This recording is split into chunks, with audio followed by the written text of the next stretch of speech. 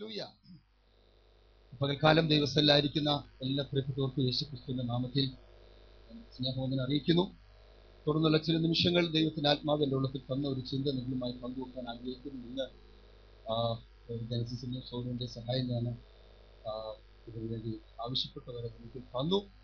അകയാൽ ഞാൻ മലയാളത്തിൽ പറയുന്നത് ഇംഗ്ലീഷിൽ എഴുതി കാണിക്കത്രേ ഉള്ളൂ. വീണ്ടും ഒരിക്കൽ കൂടെ സ്നേഹത്തോടെ അഭ്യർത്ഥിക്കുന്നു. ദൈവത്തിന്റെ ആത്മാവ് നമ്മെ എല്ലാവരെയും ധാരാളമായി സഹായിക്കും. സ്തോത്രം. ദൈവത്തിന്റെ ഹൃദയത്തിന്റെ ഏറ്റവും വലിയ ആഗ്രഹം, അല്ലെങ്കിൽ ദൈവത്തിന്റെ ഹൃദയമിടിപ്പ് എന്ന് വിശേഷിപ്പിക്കാവുന്ന ഒരു മർമ്മം അത്ര ദൈവസഭ. ദൈവസഭയെ എന്റെ ദൈവം എത്ര സ്നേഹിക്കുന്നു. ആ ഒരു തിരിച്ചറിവ് നമുക്കുണ്ടായാൽ തന്നെ നമ്മൾ ആത്മീകമായി ഒത്തിരി വളരുവാൻ നമുക്കത് പ്രചോദനമാണ്. വേദപുസ്തകം വളരെ ശക്തമായി നമ്മെ അവ പഠിപ്പിക്കുന്നു. ഈ പകൽക്കാലം വളരെ ശാന്തമായി ദൈവസന്നിധി നിൽക്കുമ്പോൾ തന്നെ ദൈവവചനത്തിന്റെ ആഴം, അതോടൊപ്പം തന്നെ ദൈവം നമ്മിൽ ഓരോരുത്തരിലും നിക്ഷിപ്തമാക്കിയിരിക്കുന്ന ദൈവത്തിന്റെ പദ്ധതിയുടെ ആഴം ഈ പകൽക്കാലം നാം ഒന്ന് തിരിച്ചറിയാൻ ഇടയാ തീർന്നാൽ ദൈവസഭ അനുഗ്രഹിക്കപ്പെടും. ദൈവത്തിന്റെ നാമോടെ മഹത്വമെടുക്കും. ഒന്നുകൂടെ വ്യക്തമായി പറയാം, എന്നെക്കുറിച്ചും നിങ്ങൾ ഓരോരുത്തരെയും കുറിച്ചുമുള്ള ദൈവത്തിന്റെ പദ്ധതിയുടെ ആഴം ഞാനും നീ ഒന്ന് തിരിച്ചറിയാൻ കഴിഞ്ഞാൽ നാം സാധാരണക്കാരല്ല. നമ്മെക്കുറിച്ചുള്ള ദൈവത്തിന്റെ പദ്ധതിയുടെ ആഴം എത്ര ഒന്ന് ഓർത്ത് ദൈവത്തെ മഹത്വപ്പെടുത്തുവാൻ ഇട വരുമ്പോൾ ദൈവം നമ്മിലൂടെ മഹത്വമെടുക്കുവാൻ കഴിയും. വേദപുസ്തകം ആത്മീകമായ കൃപാവരങ്ങളെ കുറിച്ച് പഠിപ്പിക്കുന്നു. കൃപാവരങ്ങൾ നാം പലപ്പോഴും പറഞ്ഞു കേട്ടിട്ടുള്ള, അല്ലെങ്കിൽ നാം ഏവരും ആഗ്രഹിക്കുന്നതും പ്രാർത്ഥനയോടെ കാത്തിരിക്കുന്നതുമായ ദൈവത്തിന്റെ ഒരു ദാനമത്രേ കൃപാവരം. ആത്മീകമായ വരങ്ങൾ, കൃപാവരം. എന്നാൽ വേദപുസ്തകത്തിൽ 3 നിലവാരത്തിൽ ഈ കൃപാവരങ്ങളെ കുറിച്ച് പറഞ്ഞിട്ടുണ്ട്. 3 നിലവാരത്തിൽ specific areas of gifting of the Holy Spirit. പരിശുദ്ധാത്മാവ് നമുക്ക് നൽകിത്തരുന്ന കൃപാവരങ്ങളെ കുറിച്ച് വേദപുസ്തകം വളരെ ശക്തമായി പരാമർശിക്കുന്നുണ്ട്.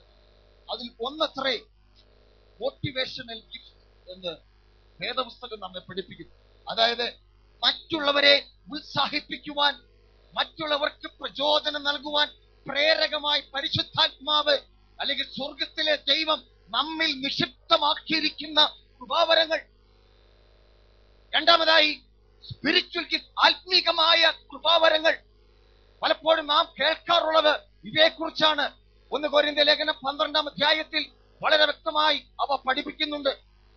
മൂന്നാമത്തേതാണ് മിനിസ്റ്റീരിയൽ ഗിഫ്റ്റ്, ശുശ്രൂഷയ്ക്കായി ഉപയോഗിപ്പാൻ ശുശ്രൂഷാപരമായ കൃപാവരങ്ങൾ. ഇവയെ നാം വേർതിരിച്ച് പഠിക്കുമ്പോൾ അവയില്ലാത്തവരായി നമ്മിൽ ആരുമില്ല എന്നുള്ള ഒരു വലിയ മർമ്മം. സ്തോത്രം. ഒന്നാമതായി മോട്ടിവേഷണൽ ഗിഫ്റ്റ്, ഉത്സാഹിപ്പിക്കുന്ന അല്ലെങ്കിൽ പ്രേരകമായി തീർക്കുന്ന കൃപാവരങ്ങളെ കുറിച്ച് ഒരു നിമിഷം ഒന്ന് ചിന്തിപ്പാൻ കർത്താവിൽ ഞാൻ ശരണപ്പെടുകയാണ്. എല്ലാവരും റോമാലേഖനം 12-ാം അധ്യായം അതിന്റെ 1 മുതൽ 2 വരെയുള്ള വാക്യങ്ങളിലേക്ക് നമ്മൾ ശ്രദ്ധിച്ചിരിക്കാം. റോമാലേഖനം 12-ാം അധ്യായം അതിന്റെ 1ഉം 2 വാക്യങ്ങൾ ആരെങ്കിലും ഒരാൾ ശബ്ദം ഉയർത്തി വായിച്ചാൽ ഞാൻ സഹായിക്കും. നിങ്ങൾ ബുദ്ധിയുള്ള ആരാധനയായി നിങ്ങളുടെ ശരീരങ്ങളെ ജീവനും വിശുദ്ധിയും യാഗമായി സമർപ്പിപ്പീൻ. ഈ ലോകത്തിന് അനുരൂപമാകാതെ നന്മയും പ്രസാദവും പൂർണ്ണതയുമുള്ള ദൈവഹിതം ഇന്നതെന്ന് തിരിച്ചറിഞ്ഞ് മനസ്സു പുതുക്കി രൂപാന്തരപ്പെടുവീൻ. ഇതാ, നാം ഈ ലോകത്തിൽ ജീവിക്കുന്നവരെങ്കിലും ലോകക്കാരല്ല. ലോകത്തിൽ നിന്ന് ഒരു വ്യത്യസ്ത നിലവാരം പുലർത്തുവാൻ ദൈവത്താൽ തിരഞ്ഞെടുക്കപ്പെട്ട ദൈവഹൃദയത്തിന്റെ മർമ്മമത്രേ ദൈവസഭ. അങ്ങനെയെങ്കിൽ ഈ ലോകത്തിന് അനുരൂപരാകാതെ ഈ ലോകത്തിൽ തന്നെ ജീവിക്കണമെങ്കിൽ ദൈവത്തിന് നമ്മെക്കുറിച്ചുള്ള പദ്ധതിയുടെ ആഴം ഞാനും നീയും ഗ്രഹിക്കുകയും അതോടൊപ്പം മനസ്സ് പുതുക്കി രൂപാന്തരപ്പെടുവാൻ നമ്മുടെ മനസ്സിനെ ദൈവത്തിന്റെ കരങ്ങളിൽ സമർപ്പിക്കുമ്പോഴാണ് ഒരുവൻ തികഞ്ഞ ആത്മീകനായി തീരുന്നത്. അവന്റെ മേലത്രേ ദൈവത്തിന്റെ കൃപാവരങ്ങളെ. ഇതാ ഈ സഭയെക്കുറിച്ചുള്ള എനിക്കുള്ള ദൈവിക ആത്മീകമായ കാഴ്ചപ്പാട്, സഭയിൽ എല്ലാവരും അവരവരുടെ കൃപാവരങ്ങളെ തിരിച്ചറിയുന്നവരും ആത്മീക കൃപാവരങ്ങളെ വിശേഷാൽ ജ്വലിപ്പിക്കുന്നവരും സഭയുടെ ആത്മീക വർധനവിനായി അവയെ ഉപയോഗിക്കുന്നവരുമായിരിക്കണമെന്നാണ് എല്ലാവരെ കുറിച്ചും ദൈവം എനിക്ക് തന്നിട്ടുള്ള ആഗ്രഹിക്കുന്നത്. ഒന്നുകൂടെ വ്യക്തമായി പറയട്ടെ, ഇതാ കൃപാവരമില്ലാത്തവരായി ഇവിടെ ആരും. സ്തോത്രം. ദൈവം നമുക്ക് നൽകി തന്ന ഈ കൃപാവരങ്ങൾ, ഞാൻ 3 കാര്യങ്ങൾ പറഞ്ഞു, 3 ഏരിയസ് പറഞ്ഞു. അവയിൽ ഒന്നിലെങ്കിലും പെടാത്ത ഒരു വ്യക്തിയും ഇവിടെ ഇരിപ്പില്ല എന്നതാണ് വാസ്തവം.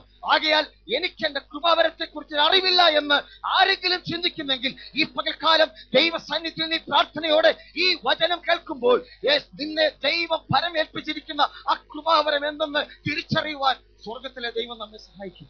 പക്ഷേ ഒന്ന് മാത്രം വായിച്ചു കേട്ടതുപോലെ മനസ്സ് പുതുക്കി രൂപാന്തരപ്പെടുവാൻ, മനസ്സിനൊരു അന്തരം ഉണ്ടാകുവാൻ, ഹൃദയത്തിനൊരു വ്യത്യാസം ഉണ്ടാകുവാൻ നമ്മെ തന്നെ ദൈവത്തിന്റെ കരങ്ങളിൽ ഞാൻ എന്നെയും സമർപ്പിക്കുമ്പോഴാണ് ഈ കൃപാവരങ്ങളാൽ സ്വർഗത്തിലെ ദൈവം നമ്മെ ഉയർത്തുന്നതും മാനിക്കുന്നതും എന്ന് നാം തിരിച്ചറിയുന്നു.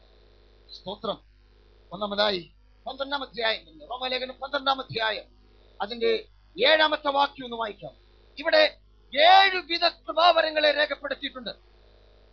7 വിധ കൃപാവരങ്ങൾ പരിശുദ്ധാത്മാവാം ദൈവം റോമാ സഭയ്ക്ക് അപ്പോസ്തലനായ പൗലോസിലൂടെ ലേഖനം എഴുതുമ്പോൾ ഇവ 7 വ്യത്യസ്ത മോട്ടിവേഷണൽ ഗിഫ്റ്റിനെ കുറിച്ച്, മറ്റുള്ളവർക്ക് പ്രയോജനകരമാകുമാറ്, മറ്റുള്ളവരെ ഉത്സാഹത്തിലേക്ക് കൊണ്ടുവരുവാൻ ഇടവരുത്തുന്ന 7 കൃപാവരങ്ങളെ കുറിച്ച് വേദപുസ്തകം അവിടെ വളരെ വ്യക്തമായി പരാമർശിക്കുന്നുണ്ട്. സ്തോത്രം. 7-ാമത്തെ വാക്യം ഒരാൾ എന്നെ വായിച്ച് സഹായിക്കുന്നു. ആകയാൽ നമുക്ക് ലഭിച്ച കൃപയ്ക്കൊത്തവണ്ണം വെവ്വേറെ വരമുള്ളത് കൊണ്ട്, ഒന്നാമത്തേത് പ്രവചനം. ഇവിടെ ഇതാ റോമാലേഖനത്തിൽ പ്രവചനം എന്ന ഒരു കൃപാവരത്തെ കുറിച്ച് പറഞ്ഞിരിക്കുന്നു. ഞാൻ വീണ്ടും പറയട്ടെ, 1 കൊരിന്ത്യർ 12-ാം അധ്യായം അതിന്റെ 8 മുതൽ വാക്യങ്ങളിൽ പരാമർശിക്കുന്ന ആത്മീക കൃപാവരത്തെ കുറിച്ചല്ല ഇവിടെ പറഞ്ഞിരിക്കുന്ന ഈ കൃപാവരം.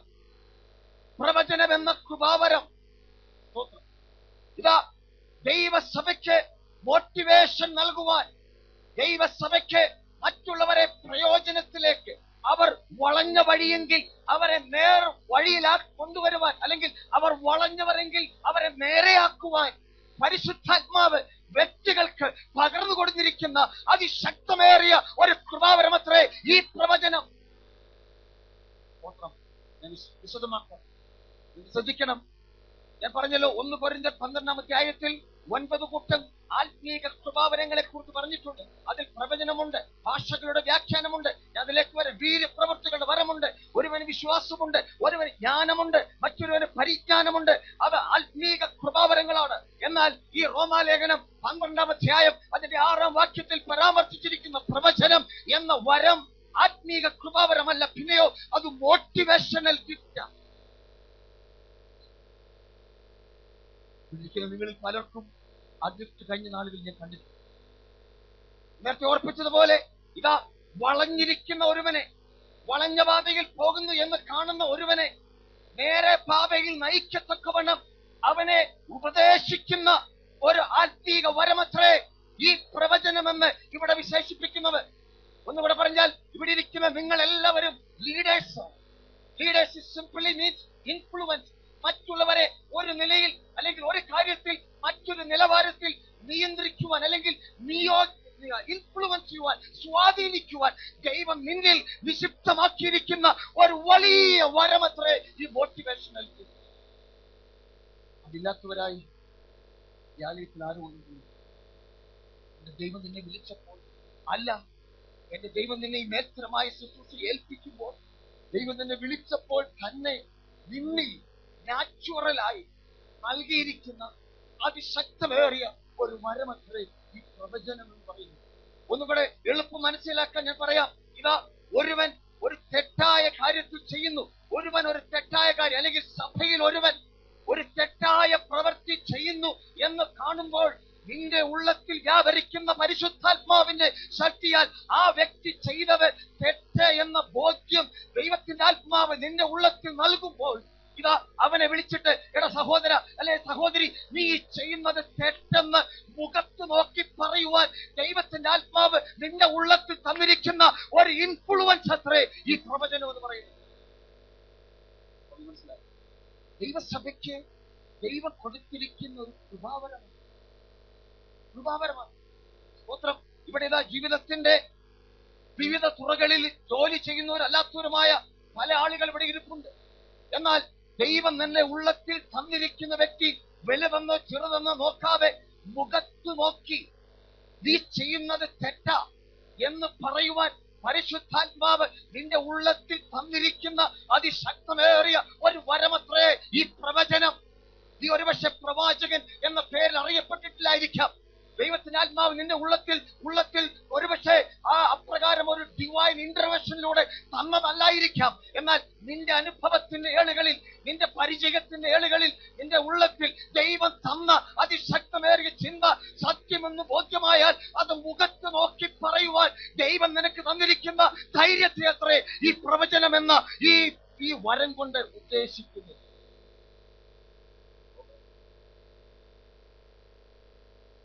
ദൈവസഭയുടെ ആത്മീക വളർവിനും വളർച്ചയ്ക്കും വേണ്ടി ദൈവം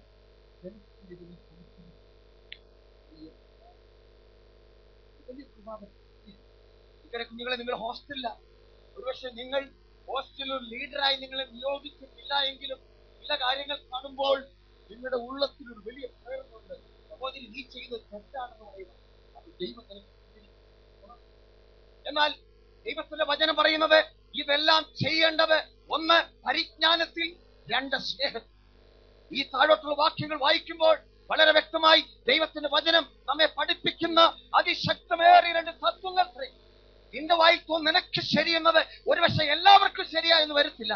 ആകയാൽ അവിടെയാണ് നീ സ്നേഹവും പരിജ്ഞാനവും ഉപയോഗിക്കേണ്ടത്. നിന്റെ വായിൽ തോന്നുന്നത് എല്ലായിടത്തും ഉറക്കെ പറയാനല്ല, പിന്നെയോ നിന്റെ ഉള്ളത്തിൽ ശരിയെന്ന ഉത്തമ ബോധ്യമുള്ളവരെ പരസ്യമായി പറയേണ്ടത് മാത്രം പരസ്യമായും, രഹസ്യമായി പറയേണ്ടത് രഹസ്യമായി വിളിച്ചു പറയുന്ന പരിജ്ഞാനത്തോടും സ്നേഹത്തോടും കൂടി നീ അത് ചെയ്യുമ്പോൾ അത് സഭയുടെ വർധനവിന്, ആത്മീക വർധനവിന്. പക്ഷേ ആ കൃപാവരം നിനക്കുണ്ടെങ്കിലും പലപ്പോഴും പരിജ്ഞാനത്തോടുകൂടെ ഉപയോഗിക്കാൻ നമുക്ക് കഴിയും. എന്റെ ഉള്ളത്തിൽ തോന്നിയാൽ അത് പറഞ്ഞില്ലെങ്കിൽ എനിക്ക് ഉറക്കം വരത്തില്ല എന്ന് പറയുന്നു. അല്ല, ദൈവം നിനക്ക് ആ കൃപാവരം തന്നിട്ടുണ്ട്. അപ്പോൾ തന്നെ നീ അത് ഉപയോഗിക്കുമ്പോൾ വളരെ പരിജ്ഞാനത്തോടും രണ്ട് സ്നേഹത്തോടും കൂടെ വേണം. ദൈവത്തിന്റെ ആത്മാവ് നമുക്ക് തന്നിരിക്കുന്ന അതിശക്തമേറിയ ഒരു കൃപാവരമാണ്. രണ്ടാമത്തേതാണ് ശുശ്രൂഷ, മിനിസ്ട്രി എന്ന് അവിടെ പറഞ്ഞിരിക്കുന്നത് അല്ലേ? അവിടെ വായിച്ച 7ാമത്തെ വാക്യം നമ്മൾ നേരത്തെ വായിച്ചു. ശുശ്രൂഷയെങ്കിൽ ശുശ്രൂഷയിൽ മറ്റൊരു മോട്ടിവേഷണൽ ഗിഫ്റ്റാണ്, കൃപാവരമാണ് ശുശ്രൂഷ എന്നുള്ളത്. ശുശ്രൂഷ സഹോദരന്മാർക്കാണെങ്കിലും സഹോദരിമാർക്കാണെങ്കിലും ദൈവം ഒരു വലിയ കൃപാവരം കൊടുക്കുന്നത് മറ്റുള്ളവരെ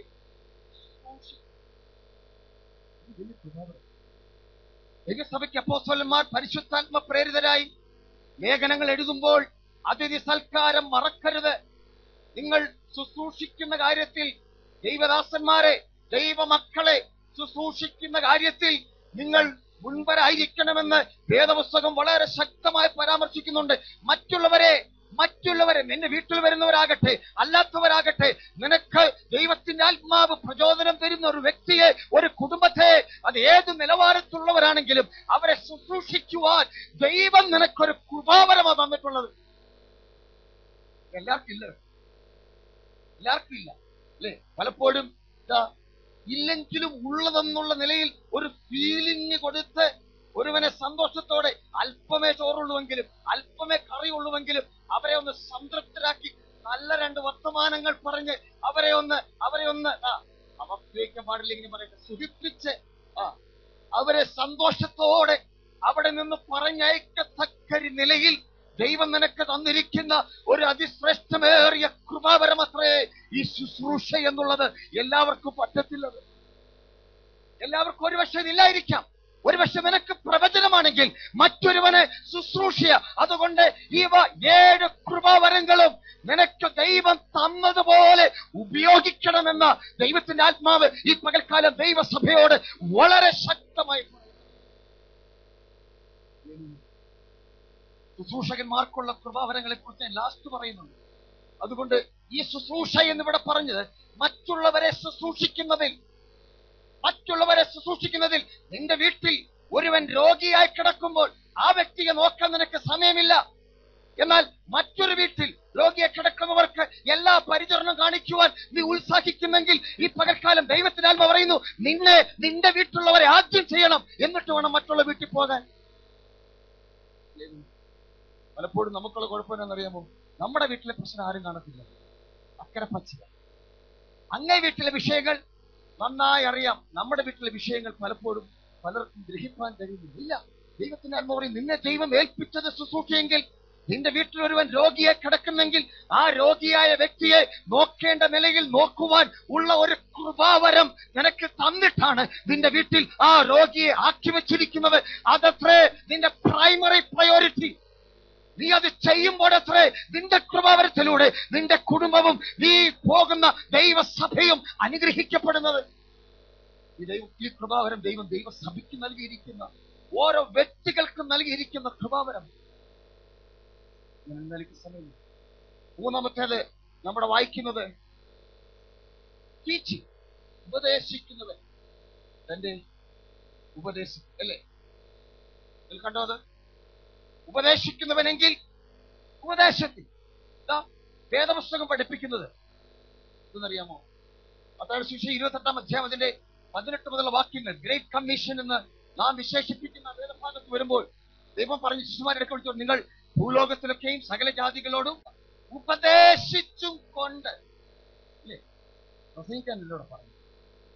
ഉപദേശിച്ചും കൊണ്ട് സകല ജാതികളെയും എന്റെ ശിഷ്യരാക്കിക്കൊള്ളുവിൻ. അങ്ങനെയെങ്കിൽ ദൈവത്തിന്റെ ഹൃദയത്തിലുള്ള പദ്ധതി ഇതാ.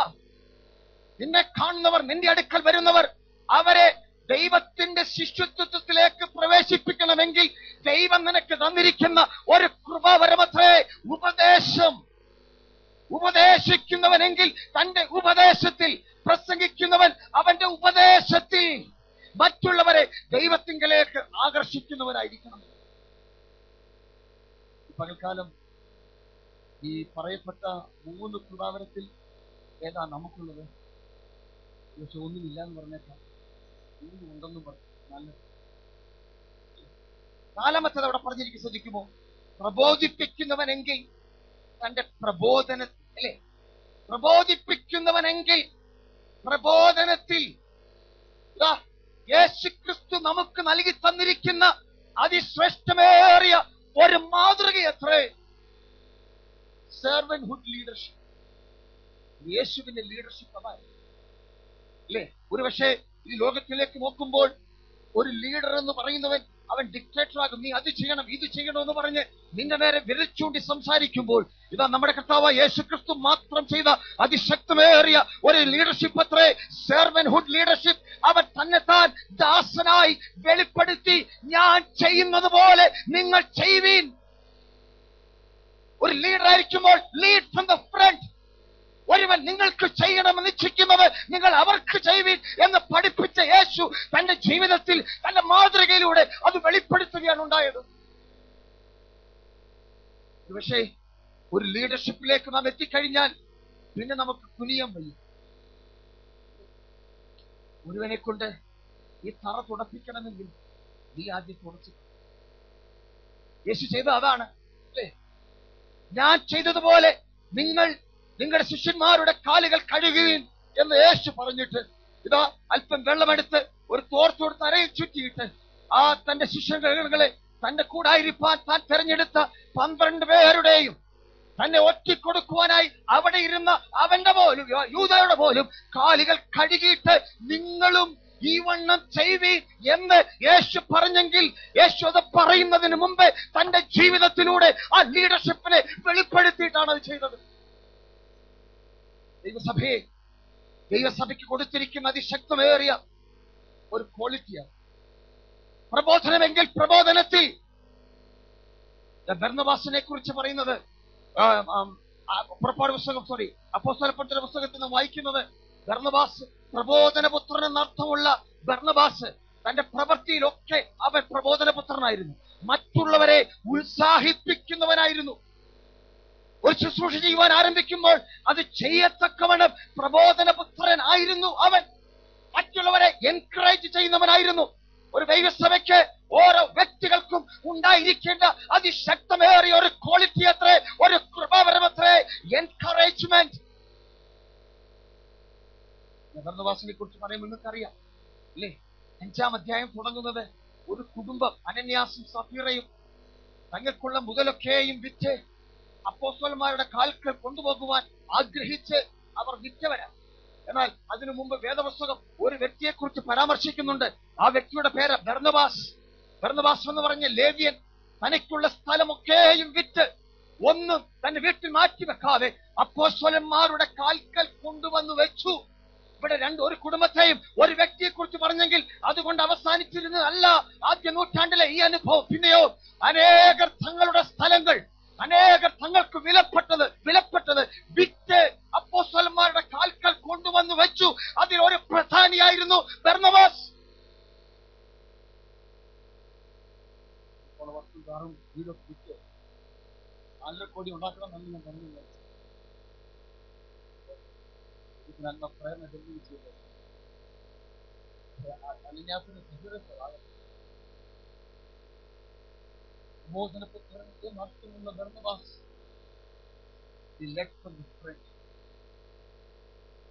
എനിക്കുള്ളതൊക്കെയും വിറ്റ് അപ്പോസ്തലന്മാരുടെ കാൽക്കൽ കൊണ്ടുവച്ചു. ഈ മറ്റുള്ളവൻ എങ്ങനെയാ എൻകറേജ്മെന്റ് ആണ്? സഭയോർത്തിന്റെ ദൈവത്തെ സ്തുതി. കഴിഞ്ഞ ദിവസം വർഗീസ് ബ്രദറിന്റെ വിഷയം വളരെ പെട്ടെന്ന് ദൈവസഭ അറിഞ്ഞു. നിങ്ങളെ ഓർത്ത് ദൈവത്തെ സ്തുതിക്കുന്നുണ്ട്, സഭയെ ഓർത്ത് അഭിനന്ദിക്കുക. അതുകൊണ്ട് ഞാൻ ഈ അവരെ കുറിച്ച് പ്രസംഗിക്കുമ്പോൾ എന്റെ സഭയിൽ അതുണ്ടെന്ന് എനിക്ക് ഉറപ്പുള്ളത് കൊണ്ട് ഞാൻ പറയുന്നു. ഹല്ലേലൂയ. ആ പിതാവ് ആ കുഞ്ഞിന്റെ വിഷയം ഓർത്ത് ഡോക്ടർമാർ വിധി എഴുതി, ഇതാ ഇനി മരുന്ന് ഈ കുഞ്ഞിന് ഏൽക്കത്തില്ല, ഇനി അധികകാലം ആ കുഞ്ഞ് ജീവിക്കുന്ന കുഞ്ഞ് അവിടെ സാക്ഷ്യം നമുക്ക് ചെയ്യുമ്പോൾ കേൾക്കാം, ആ കുഞ്ഞിന് ജീവിക്കത്തില്ല എന്ന് ഡോക്ടർമാർ ഞങ്ങളോട് പറഞ്ഞ. ജോണങ്കിൽ റിജി ഞാൻ ഇവിടെ നിൽക്കുമ്പോൾ അവിടുത്തെ ഒരു ഡോക്ടർ എന്ന് പറഞ്ഞു, ഇല്ല ഇനി പ്രതീക്ഷയ്ക്ക് വകയൊന്നുമില്ല. എന്നാൽ ഞങ്ങൾ ബോൺമാരോ ടെസ്റ്റിന്റെ റിസൾട്ടിന് വേണ്ടി കാത്തിരിക്കുക. ഒരു ക്ലിയർ പ്രൂഫ് ഞങ്ങളുടെ കയ്യിൽ ലഭിക്കാതെ ഞങ്ങൾ ഒതന്റിക്കായ ഒരു കാര്യം പറയത്തില്ല. എന്നാൽ ഞങ്ങൾക്ക് ഇപ്പോൾ ഉറപ്പുണ്ട്, ഇതാ ബ്ലഡിൽ ഒരു സെല്ല് ബേസ്റ്റ് ആയി കഴിഞ്ഞാൽ ബോൺമാരോയിൽ റിസൾട്ടിൽ അത് 7% 40% ആകുമെന്ന് അവരുടെ സയൻസ് പറയുമ്പോൾ ഹല്ലേലൂയ, ആ നിരാശയോടെ വേദനയോടെ നിലവിളിച്ച് നെഞ്ചത്ത് വെച്ച് കൈവച്ചിട്ട് തലയിൽ കൈവച്ച് എന്ത് ചെയ്യണമെന്നറിയാതെ വേദനയോടുകൂടെ ഭാരപ്പെടുന്ന ആ കുടുംബത്തിന് വേണ്ടി ഓടിച്ചെല്ലുവാൻ ഈ സഭയിൽ നിന്ന് ഫലമുണ്ടായി. അറിഞ്ഞവർ അവിടെ കൂടി.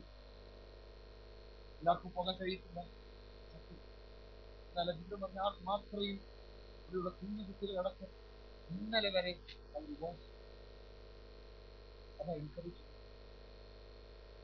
എൻകറേജ്മെന്റ്. ഇന്നലെ വരെ കഴിഞ്ഞ ദിവസം ഞാൻ ലിജിയോട് ചോദിച്ചു, അവളെ താഴെ അവിടെ ട്യൂഷൻ എടുക്കാൻ വരുന്നുണ്ട്. അവിടെ ചോദിച്ചപ്പോൾ ഞാൻ ബോസ് എന്തിനാണ് ഡിവോഴ്സ് എടുക്കുന്നത്?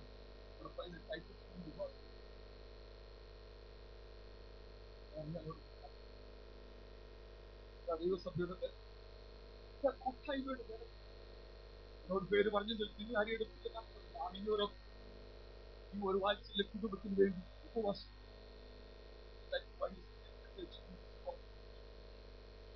നിന്റെ ഒരു പ്രവൃത്തിയിലൂടെ നിന്റെ കൂട്ടു സഹോദരന് അതൊരു പ്രചോദനമാകുന്നുവെങ്കിൽ, ഒരു ഉത്സാഹമാകുന്നുവെങ്കിൽ, അതിന് വില കൊടുക്കേണ്ടി വന്നാലും അത് നീ ചെയ്യാൻ തയ്യാറായാൽ നിന്നിലൂടെ ഒരു വ്യക്തിയല്ല ഒരു ദേശം അനുഗ്രഹിക്കപ്പെടുന്നത്.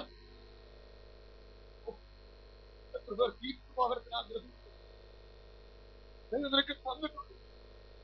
പ്രാർത്ഥനയ്ക്ക് പോകാൻ ആഗ്രഹമുണ്ട്, എന്നാൽ അല്പം ദൂരമുണ്ട്, വാഹനമില്ല.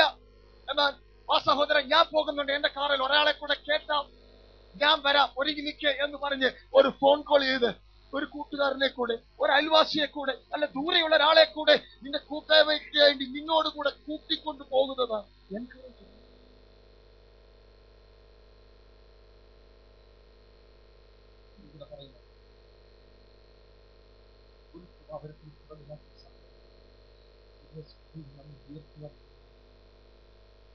നിന്നിലുള്ള ഈ കൃപാവരം അത് എന്തെന്നും നീ ഒന്ന് മനസ്സിലാക്കിയാൽ അത് മറ്റുള്ളവരുടെ പ്രയോജനത്തിനായി ഉപയോഗിക്കാൻ. നിങ്ങളുടെ കൃപാവരത്തെ മൂടി വെപ്പാൻ ഉള്ളതല്ല, പിന്നെയോ അത് മറ്റുള്ളവരുടെ അനുഗ്രഹത്തിനായി നീ അത് ഉപയോഗിക്കാൻ തുടങ്ങും. ഹല്ലേലൂയ. ഞാൻ സഹദേവനെ ഓർത്ത് ദൈവത്തെ സ്തുതിക്ക് രാവിലെ മെഡിസിറ്റി പോകണം നോക്കിപ്പോയി. ഞാനൊരു ശരിയെങ്കിൽ വാത്സല്യൊക്കെ സ്വന്തം വണ്ടി ഉണ്ടായിരുന്നു, വാത്സല്യൊക്കെ തന്നെ ഓട്ടോയിലോ അയക്കുന്നു. ഈ പേര് പറയുന്നത് അറിയാമോ? അല്പം വില കൊടുത്തതൊന്ന് ചെയ്യാൻ തയ്യാറാണ്.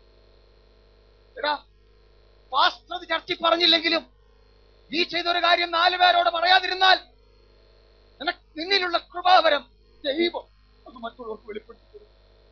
നീ ചെയ്യുന്ന കാര്യം ആരും പാസ്റ്റർ കണ്ടില്ലെന്ന് വന്നോട്ടെ, എന്നാൽ പരിശുദ്ധാത്മാവ് കാണുന്നുണ്ട്.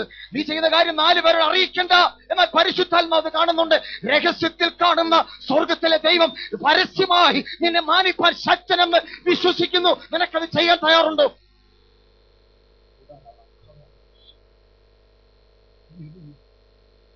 ദൈവം നമുക്ക് തന്നിരിക്കുന്നു.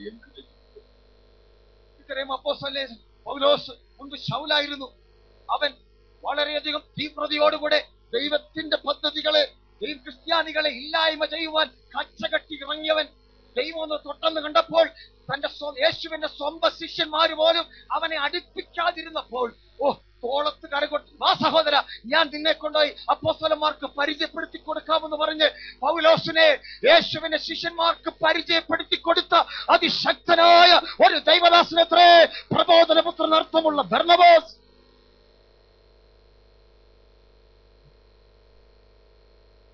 പലപ്പോഴും പലതിനെ നോക്കി ഒരു നിലയിലും നിയന്ത്രിക്കാൻ കഴിയത്തില്ല, ഇവനെ കൊണ്ടൊന്നും ചെയ്യാൻ കഴിയത്തില്ല എന്ന് പറഞ്ഞ് വിധി എഴുതി തള്ളുമ്പോൾ നിന്റെ സ്വാതന്ത്ര്യത്തോടുകൂടെയുള്ള ഒരു സ്പർശനം, നിന്റെ സ്നേഹത്തോടുകൂടിയുള്ള ഒരു വാക്ക്, നിന്റെ സൗകര്യപൂർവ്വമുള്ള സ്നേഹത്തോടു കൂടിയുള്ള ഒരു ഇടപെടൽ ഒരു വ്യക്തിയെ ദൈവത്തിങ്കിലേക്ക് നയിക്കുവാൻ, അല്ല ശുശ്രൂഷയിലേക്ക് നയിക്കുവാൻ കഴിയുമെങ്കിൽ നീ അത് ചെയ്യണം. ആ കൃപാവരമത്രേ എന്റെ ദൈവം നിനക്ക് തന്നിരിക്കുന്നത്.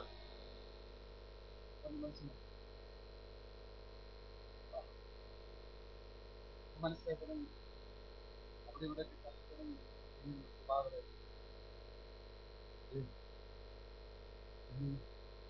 ചിന്തിക്കുക. ദൈവം ഈ കൃപാവരങ്ങളെ ഓരോരു എല്ലാവരും പ്രവാചകന്മാരല്ല, എല്ലാവരും പ്രവാചകനായിരുന്നു, എല്ലാവരും പാസ്റ്ററായി വന്നു, എല്ലാവരും ഇവാഞ്ചലിസ്റ്റും, എല്ലാവരും ടീച്ചേഴ്സും ആയെന്ന് വന്നിട്ട് വരികയില്ല. എന്നാൽ നിന്റെ കൃപാവരം എനിക്കൊരു കൃപാവരം ഇല്ല എന്ന് പറഞ്ഞിട്ട് ഒതുങ്ങിക്കൂടിയിരിക്കാനല്ല പരിശുദ്ധാത്മാവ് നിന്നെക്കുറിച്ച് ആഗ്രഹിക്കുന്നു. നിനക്കൊരു കൃപാവരമുണ്ട്, അതെന്തെന്ന് കണ്ടുപിടിച്ച് ദൈവസഭയുടെ വളർച്ചയ്ക്കായി, ദൈവരാജ്യത്തിന്റെ കെട്ടുപണിക്കായി നീയും ഞാനും അത് ഉപയോഗിക്കുമ്പോൾ അവിടെ എത്ര ദൈവികം ഞാൻ പറഞ്ഞ് മനസ്സിലാകുന്നുണ്ടോ? നിനക്ക് ദൈവം തന്നിരിക്കുന്ന പ്രവചനമെങ്കിൽ നീ ദൈവത്തിന്റെ ആത്മാവ് നിന്റെ ഉള്ളത്തിൽ തരുന്ന ആ ശക്തമായ ചിന്ത ആ വ്യക്തിയുടെ മുഖത്ത് നോക്കി പറയേണ്ട ഒരു കാര്യമെങ്കിൽ മുഖത്ത് നോക്കി പറയുക, രഹസ്യമായി വിളിച്ചു പറയേണ്ട കാര്യമെങ്കിൽ രഹസ്യമായി വിളിച്ചു പറയണം. അതിനാ കൃപാവരം നിനക്ക് തന്നത്. അംഗീകരിച്ചിരിക്കുന്ന സത്യം ദൈവം ഞാൻ പറഞ്ഞത്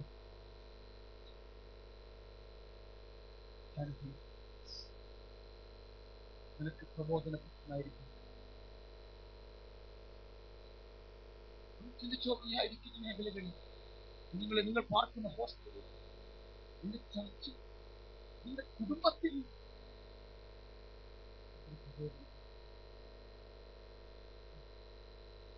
അപ്പനമ്മമാരെ,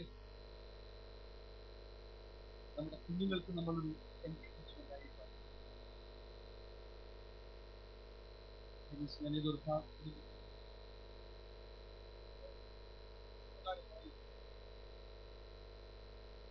ഞാൻ കുടുംബ പ്രാർത്ഥന പ്രാർത്ഥിക്കാൻ എന്റെ കുഞ്ഞുങ്ങളെ എങ്ങനെ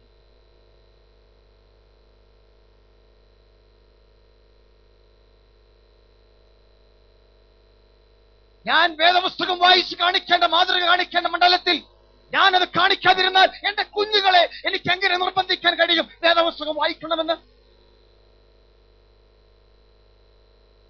ഈ സഹോദര, നീ ചെയ്യുന്ന പ്രവൃത്തികൾ നീ ചിന്തിക്കുന്നതിനും ആ ശക്തിയോടെ നിങ്ങളുടെ കുഞ്ഞുങ്ങളുടെ ഉള്ളത്തിൽ പതിക്കും.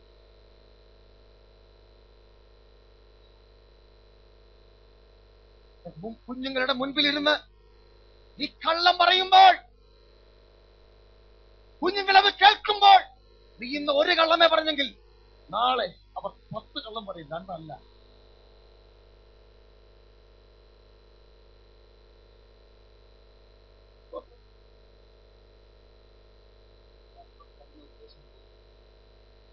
രാവിലെ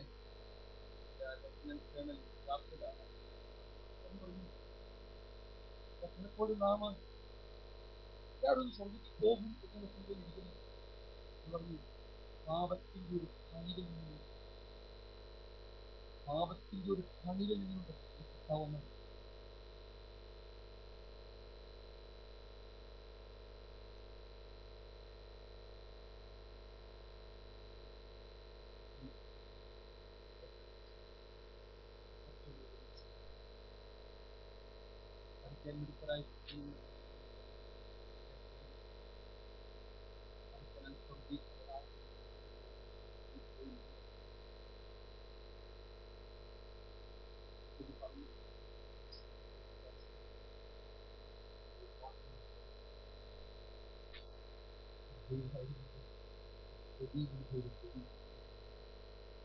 ദൈവവചനത്തിലേക്ക് ഒരു സ്പർശനത്തിന് കൂടി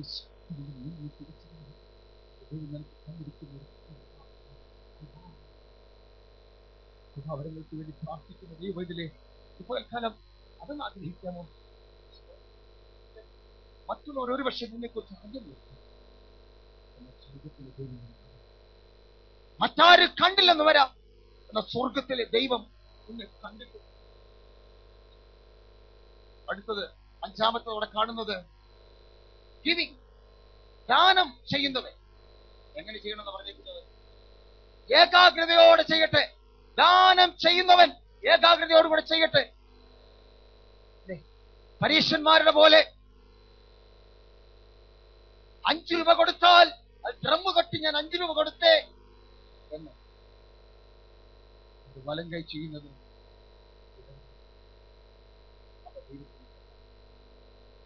നിങ്ങൾ ആരെങ്കിലും ചെയ്യുന്നല്ല.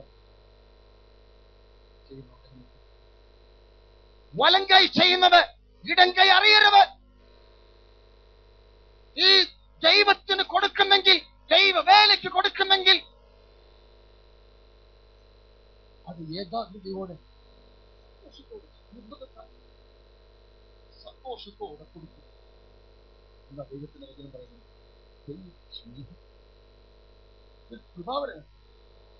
കൃപാവരം. ഹല്ലേലൂയ. ഞാൻ തൈത്ത് കൊടുക്കുന്നതിനെ കുറിച്ച് മാത്രമല്ല പറയുന്നത്. തൈത്തിന് ഒരു ആവശ്യം കണ്ടാൽ കൊടുക്കാൻ കഴിയും. കൃപാവരമാണ് രാവിലെ പറഞ്ഞു. ഒരു കൃപാവരമാ. ഹലോ, തൈത്ത് കൊടുക്കാതെ തന്നെ മുങ്ങി നടക്കുന്ന പിന്നെങ്ങനെ പകൽക്കാലം മാനസാന്തരപ്പെട്ടോണം. തൈത്ത് റെഗുലറായി കൊടുത്തോണം. അതിന്റെ പുറമെ ദൈവം നിനക്ക് കൊടുക്കുവാൻ ഉള്ളിൽ തരുന്ന പ്രേരണ പ്രകാരം നീ കൊടുക്കുന്നതിനെ ദൈവം വിളിക്കുന്നത് കൃപാവരമെന്ന. ഹല്ലേലൂയ. ആ കൃപാവരം എത്ര പേർക്ക് വേണമെന്ന് ആഗ്രഹമുണ്ട്? ഞാൻ കൈവെട്ടാൻ പറ്റും. കഴിഞ്ഞ ഞായറാഴ്ച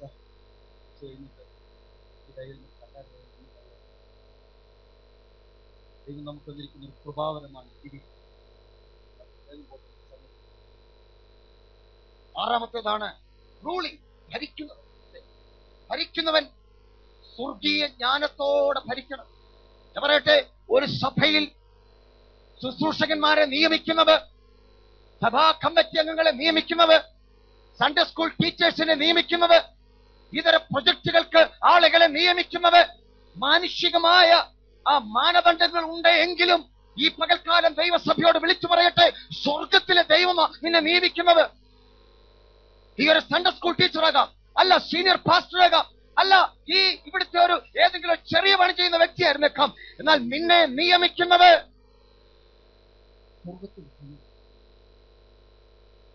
സ്വർഗത്തിലെ ദൈവമാ നിയമിക്കുന്നത്. അങ്ങനെയെങ്കിൽ ദൈവസഭയോട് നീ ചെയ്യുന്നതെന്തും ദൈവത്തോട് ചെയ്യുന്നതാ. എന്റെ ദൈവം അതിനെ അങ്ങനെ കാണുന്നത്. നിന്നെ ഏൽപ്പിച്ചൊരു ഉത്തരവാദിത്വത്തിൽ നീ വിശ്വസ്തനായിരിക്കാതെ നീ എവിടെ ചെന്നാലും ദൈവം നിന്നെ മാനിക്കുന്നു. താൽക്കാലികമായ ഒരു ലാഭം നിനക്ക് പലതിലും ഉണ്ടായെന്ന് തോന്നിയേക്കാം, എന്നാൽ സ്വർഗത്തിലെ ദൈവം നിന്നെ വിടത്തില്ല. ഒരു ദിവസം നീ കണക്ക് കൊടുത്തേ മതിയാകത്തുള്ളൂ. ഞാൻ യേശുവിന്റെ നാമത്തിലാണ് പറയുന്നത്.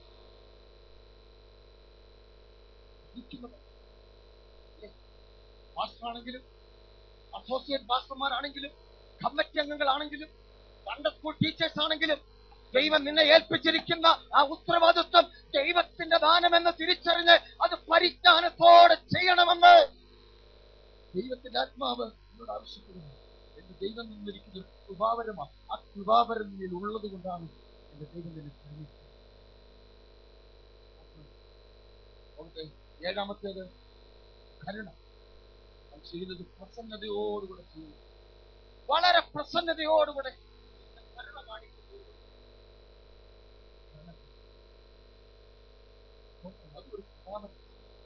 ഏഴെണ്ണം പറഞ്ഞു.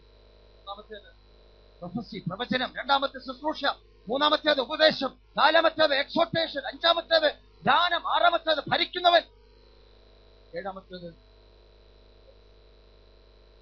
ഈ കൃപാവരങ്ങൾ. ഈ കൃപാവരങ്ങൾ ഓരോരുത്തരെയും ഉണ്ടാകുന്ന സമയം വിവേചിച്ചു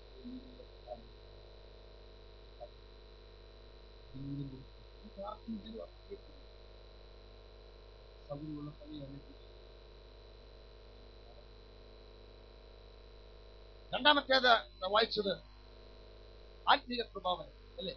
ആത്മീക കൃപാവരം അത് നാം അവിടെ വായിക്കുന്നുണ്ട്. 1 കൊരിന്ത്യർ 12-ാം അധ്യായം. 1 കൊരിന്ത്യർ 12-ാം അധ്യായം അതിന്റെ 8 മുതൽ 10 വരെയുള്ള വാക്യങ്ങൾ വേഗത്തിലുള്ള വായിച്ചതിനെ സഹായിക്കണം. 1 Corinthians chapter 12 verses 8 to 10. ഒരുത്തിന് ജ്ഞാനത്തിന്റെ വചനം, മറ്റൊരുവൻ അതേ ആത്മാവിനാൽ പരിജ്ഞാനത്തിന്റെ വചനം.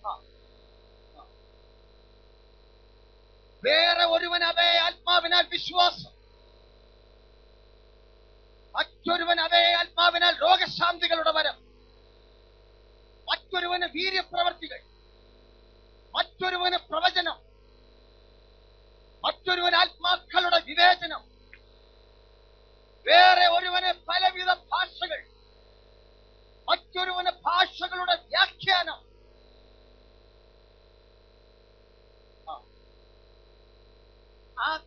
വരം പകുത്തു കൊടുത്ത ഒരേ ആത്മാവിനാൽ തന്നെ ഇത് നമ്മൾ പലപ്പോഴും കൃപാവരങ്ങളായി കണ്ടിട്ടുള്ളൂ. ഇത് ആത്മീക കൃപാവരങ്ങള്. അത് ദൈവത്തിന്റെ ആത്മാവ് തന്റെ ഡയറക്റ്റ് ഇന്റർവെൻഷനിലൂടെ ദൈവസഭയെ ഏൽപ്പിക്കുന്ന കൃപാവരങ്ങള്. ഇതെല്ലാവർക്കും ലഭിച്ചെന്ന് വരത്തില്ല. മോട്ടിവേഷണൽ കൃപാവരങ്ങൾ എല്ലാവർക്കുമുണ്ട്, എന്നാൽ ആത്മീക കൃപാവരങ്ങൾ എല്ലാവർക്കുമില്ല. തിരഞ്ഞെടുക്കപ്പെട്ടവർക്കാണ്. എല്ലാവരും പ്രവാചകന്മാരല്ല, എല്ലാവരും ഭാഷകൾ വ്യാഖ്യാനിക്കത്തില്ല, എല്ലാവർക്കും വീര്യപ്രവർത്തികളുടെ വരമില്ല. എന്നാൽ ഓരോവന് അതതിന്റെ അളവ് പോലെ പകർന്നു കൊടുക്കുന്നത് ഒരേ ആത്മാവ്. എന്നാൽ ഒരു സഭയ്ക്ക് ദൈവം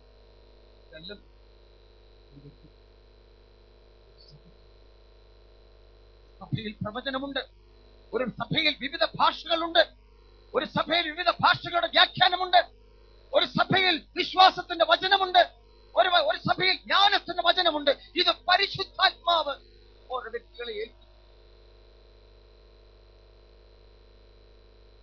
മൂന്നാമത്തേതിൽ ശുശ്രൂഷാപരമായ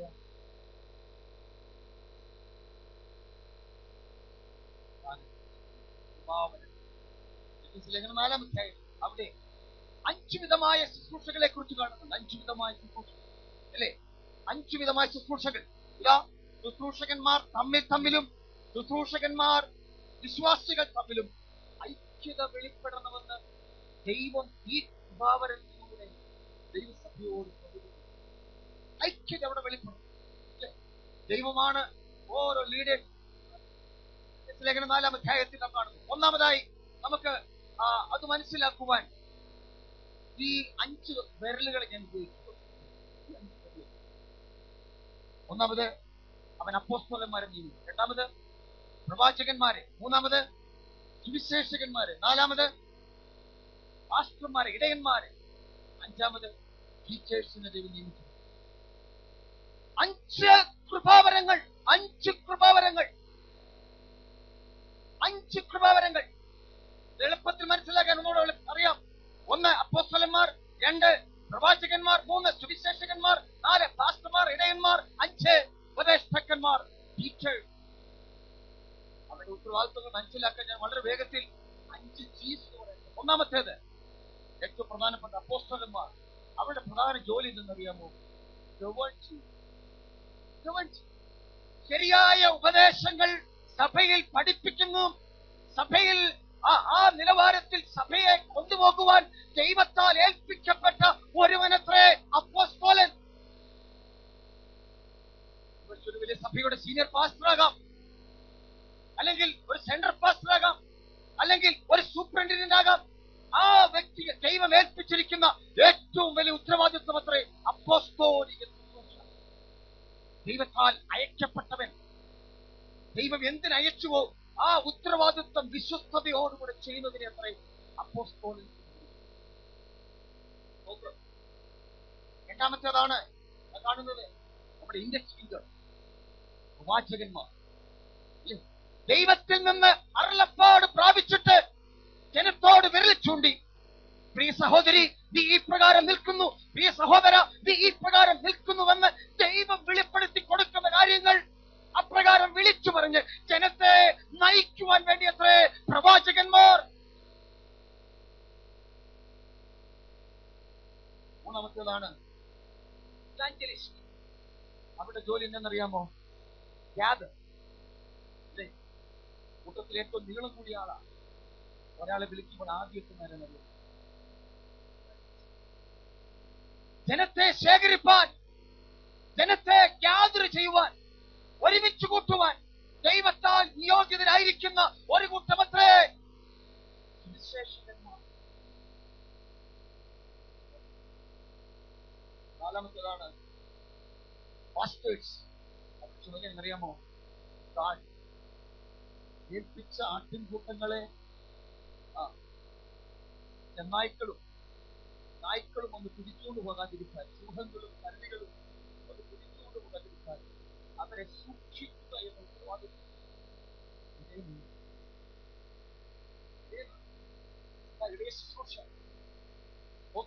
അഞ്ചാമത്തേതാണ് ടീച്ചർ. വേദപുസ്തകത്തിന്റെ ആഴങ്ങളിലേക്ക് ഓരോ വ്യക്തികളുടെയും പേരിറങ്ങിച്ചെല്ലത്തക്കോണം അവരതിലെ ഉറപ്പിച്ചു നിർത്തത്തക്കോണം അവരെ പഠിപ്പിക്കുന്ന ഉത്തരവാദിത്വമാണ് ഒരു ടീച്ചറിനുള്ളത്. എങ്കിൽ ഈ 5 കൃപാവരങ്ങളും ദൈവ സഭയ്ക്ക് കൊടുത്തിട്ടുണ്ട്.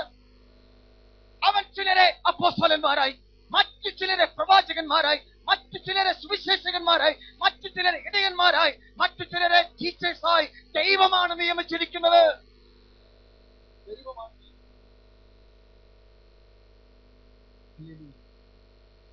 ദൈവത്തിന്റെ അപ്പോസ്തലന്മാരെ എന്ന് നിയമിച്ചറിയാമോ?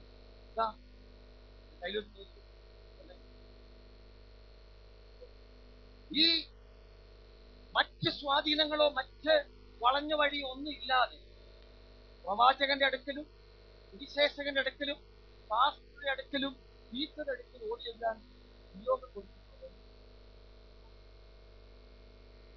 മനസ്സിലായി.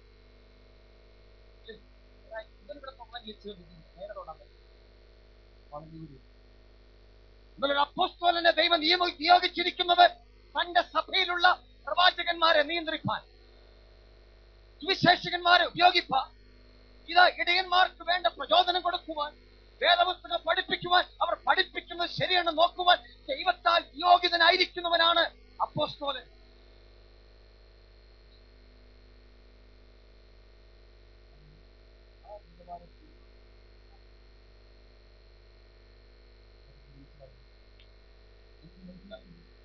സഭയിൽ ഒരു വിഷയമുണ്ടായാൽ, ഒരു ആത്മീക വിഷയമാകട്ടെ, മറ്റെന്ത് വിഷയമാകട്ടെ, ശ്രദ്ധിക്കുക, ഈ ക്ലാസ്സിലേക്ക് നോക്ക്. എനിക്ക് പ്രവാചകനും അപ്പോസ്തലനും ഉപയോഗിച്ച് ഒരുപക്ഷെ ഈ ഗ്ലാസ് പിടിക്കാൻ കഴിഞ്ഞേക്കാം. എന്നാൽ ഈ ഗ്ലാസിന്റെ വെയിറ്റ് കൂടുന്തോറും അത് കാട് വീഴാൻ സാധിക്കും. എന്നാൽ അതോടുകൂടെ സുവിശേഷകനും പാസ്റ്ററും ടീച്ചറും കൂടി 5 പേരും കൂടി പിടിച്ചാലോ അതൊരു വലിയ സ്ട്രെങ്ത്. അതിനാൽ സഭയ്ക്ക് ഈ 5 കൃപാവരങ്ങളും ദൈവം കൊടുത്തിരിക്കുന്നത്. ശ്രദ്ധിക്കുക. പ്രവാചകൻ എന്ന് പറയുമ്പോൾ ഒറ്റയ്ക്ക് ചെയ്യാനല്ല, സുവിശേഷം എന്ന് പറയുമ്പോൾ അവന് തോന്നിയതുപോലെ ചെയ്യാനല്ല, പിന്നെയോ അത് ഏകാഗ്രതയോടെ ഒരുമിച്ച് ചെയ്യുവാൻ ദൈവസഭയ്ക്ക് കൊടുത്തിരിക്കുന്ന അതിശക്തമേറിയ കൃപാവരങ്ങൾ അത്രേ ഈ പറയപ്പെട്ട 5 ദൈവസഭയെ ദൈവം നമുക്ക് തന്നിരിക്കുന്ന ഈ കൃപാവരങ്ങളെ കുറിച്ച് നാം അറിവില്ലാതിരിക്കും. വളരെ വേഗത്തിൽ ഒരു വലിയ പാസേജാണ്. നിങ്ങളെല്ലാവരും ആ വേദഭാഗങ്ങൾ എടുക്കണം. എല്ലാവരും ആ വേദഭാഗങ്ങൾ എടുക്കണം എന്ന് ഞാൻ ദൈവനാമത്തിൽ ആഗ്രഹിക്കുന്നു. 1 കൊരിന്ത്യർ 12-ാം അധ്യായം അതിന്റെ 12 മുതലുള്ള വാക്യങ്ങൾ ഞാൻ വായിക്കുക. ഒരേ ആത്മാവ്, സഭ ഒരു ശരീരമാണ്. സഭ ഒരു ശരീരമാണ്. കണ്ടോ? 1 Corinthians 12 അതിന് അവയവങ്ങൾ പലതും. ശരീരത്തിന്റെ അവയവം പലതായിരിക്കെ എല്ലാം ഒരു ശരീരം ആയിരിക്കുന്നത് പോലെയാകുന്നു ക്രിസ്തുവും. യഹൂദന്മാരോ യവനന്മാരോ ദാസന്മാരോ സ്വതന്ത്രരോ നാം എല്ലാവരും ഏക ശരീരമാകുമാറ് ഒരേ ആത്മാവിൽ സ്നാനമേറ്റും എല്ലാവരും ഒരേ ആത്മാവിനെ പാനം ചെയ്തുമിരിക്കുന്നു. ശരീരം ഒരവയവമല്ല, പലതത്രേ. ഞാൻ കൈ അല്ലായിക കൊണ്ട് ശരീരത്തിലുള്ളതല്ല എന്ന് കാൽ പറയുന്നു എങ്കിൽ അതിനാൽ അത് ശരീരത്തിലുള്ളതല്ല എന്ന് വരികയില്ല. ഞാൻ കണ്ണല്ലായിക കൊണ്ട് ശരീരത്തിലുള്ളതല്ല എന്ന് ചെവി പറയുന്നുവെങ്കിൽ അതിനാൽ അത് ശരീരത്തിലുള്ളതല്ല എന്ന് വരികയില്ല. ശരീരം മുഴുവൻ കണ്ണായാൽ ഘ്രാണം എവിടെ? ശ്രവണം എവിടെ? മുഴുവൻ ശ്രവണമായാൽ ഘ്രാണം എവിടെ? ദൈവമോ തന്റെ ഇഷ്ടപ്രകാരം അവയവങ്ങളെ ശരീരത്തിൽ വെവ്വേറെയായി വെച്ചിരിക്കുന്നു.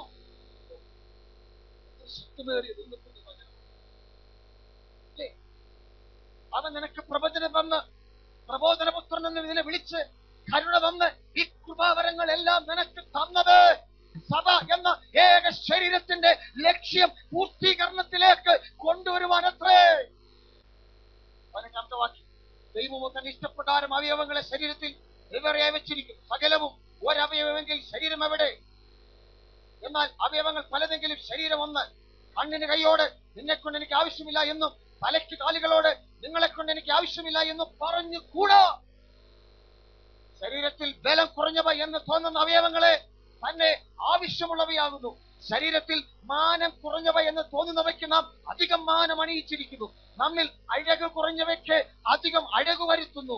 നമ്മിൽ അഴകുള്ള അവയവങ്ങൾക്ക് അത് ആവശ്യമില്ലല്ലോ. ശരീരത്തിൽ ഭിന്നത വരാതെ അവയവങ്ങൾ അന്യോന്യം ഒരുപോലെ കരുതേണ്ടതിനായി ദൈവം കുറവുള്ളതിന് അധികം മാനം കൊടുത്തുകൊണ്ട് ശരീരത്തെ, സഭയെ കൂട്ടിച്ചേർത്തിരിക്കുന്നു. അതിനാൽ ഒരവയവം കഷ്ടമനുഭവിക്കുന്നുവെങ്കിൽ അവയവങ്ങളൊക്കെയും കൂടെ കഷ്ടമനുഭവിക്കുന്നു. ഒരവയവത്തിന് മാനം വന്നാൽ അവയവങ്ങളൊക്കെയും സന്തോഷിക്കുന്നു. എന്നാൽ നിങ്ങൾ ക്രിസ്തുവിന്റെ ശരീരവും ഓരോരുത്തരും വെവ്വേറെയായി അവയവങ്ങളുമാകുന്നു. ഒരു സഭയിൽ ഒന്നാമത് രണ്ടാമത് പ്രവാചകന്മാർ, മൂന്നാമത് ഉപദേശകന്മാർ, ഇങ്ങനെ ഓരോരുത്തരെ നിയമിക്കുകയും പിന്നെ വീര്യപ്രവർത്തികൾ, രോഗശാന്തികളുടെ വരം, സഹായം ചെയ്യാനുള്ള വരം, പരിപാലന വരം, വിവിധ ഭാഷാവരം എന്നിവ നൽകുകയും ചെയ്തു. എല്ലാവരും അപ്പോസ്തലന്മാരാണോ? എല്ലാവരും പ്രവാചകന്മാരാണോ? അല്ല. ദൈവത്തിന്റെ പദ്ധതി പൂർത്തീകരിക്കുവാൻ സഭയിലെ ഓരോ വ്യക്തിയെയും എന്റെ ദൈവത്തിന് ആവശ്യമുണ്ട്.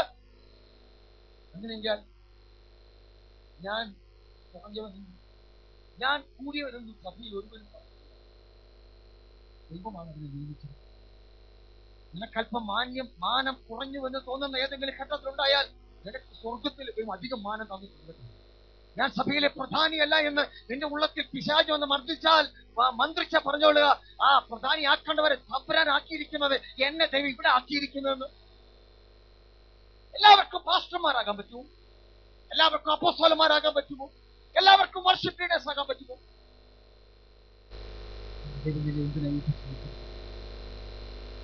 എന്റെ ദൈവം നിന്നെ എന്തിനാ ഏൽപ്പിച്ചു?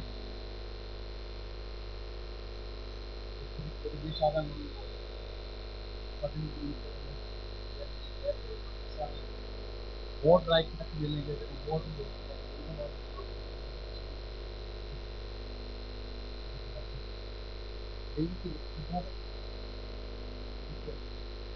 ഞാൻ ആഗ്രഹിച്ചതുപോലെ എനിക്കൊരു മാനം ലഭിച്ചില്ല എന്നുണ്ട്.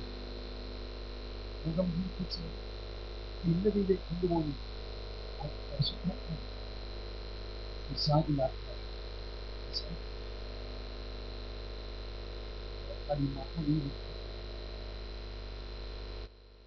പകൽക്കാലി മർമ്മം നീ എന്ന് ഗ്രഹിക്കണം.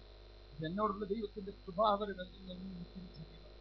പറയാൻ പറ്റുമോ? അതെ, ഒരു വിഷയമുണ്ടായാൽ അല്ല, വർഗീസ് ബ്രദറിന്റെ ടൈറ്റസിന്റെ വിഷയമുണ്ടായാൽ അപ്പോസ്തലനോട് ചേർന്ന് ഞങ്ങളെല്ലാം ഒരുമിച്ച് ഇവാഞ്ചലിസ്റ്റ് പറയാം. എന്നെ എല്ലാ സ്റ്റേജുകളിലും വിളിക്കുന്നവരാണ്. ഞാൻ മാറി നിൽക്കുന്നത് നീ എന്നെ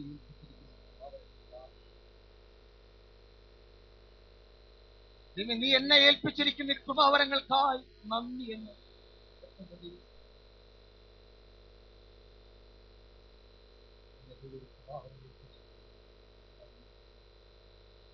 അത് ദൈവസഭയ്ക്ക് ദൈവരാജ്യത്തിന് വ്യാപിക്കാൻ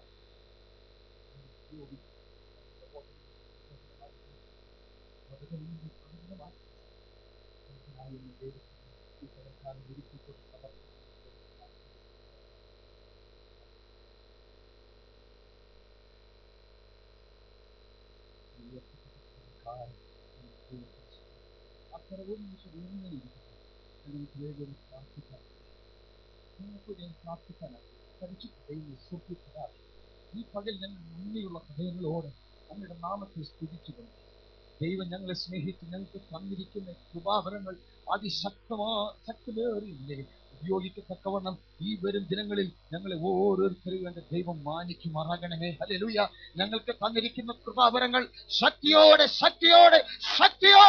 ദൈവത്തിന്റെ നാമത്തിന്റെ മഹത്വത്തിനായി ഉപയോഗിപ്പാൻ ഞങ്ങളെ ഓരോരുത്തരെയും ഒരുക്കണമേ. എന്നെ ഒരുക്കണമേ. ഈ സഹോദരന്മാരെ ഓരോരുത്തരെയും ഒരുക്കണമേ. ഈ സഹോദരിമാരെ ഓരോരുത്തരെയും ഒരുക്കണമേ. യേശുവിന്റെ അധികാരമുള്ള നാമത്തിൽ ഈ പകൽ ഞങ്ങൾ ഒരുമിച്ച് അനുഗ്രഹിച്ചു പ്രാർത്ഥിക്കുകയാണ്. ഞങ്ങൾക്കൊരു ലക്ഷ്യമുള്ളൂ കർത്താവേ, ദൈവസഭയുടെ കെട്ടുപണി, ദൈവത്തിന്റെ മർമ്മമായ ദൈവസഭയുടെ വളർച്ച, ദൈവസഭയുടെ കെട്ടുപണി ഞങ്ങളെ ഏൽപ്പിച്ചിരിക്കുന്ന കൃപാവരം അതിശക്തമേറിയ നിലയിൽ പരിശുദ്ധാത്മാവ് ഞങ്ങളെ നിയോഗിക്കുന്നത് പോലെ വരും ദിനങ്ങളിൽ ഞങ്ങൾ ഒരുമിച്ച് ചെയ്യട്ടെ. അതിനായി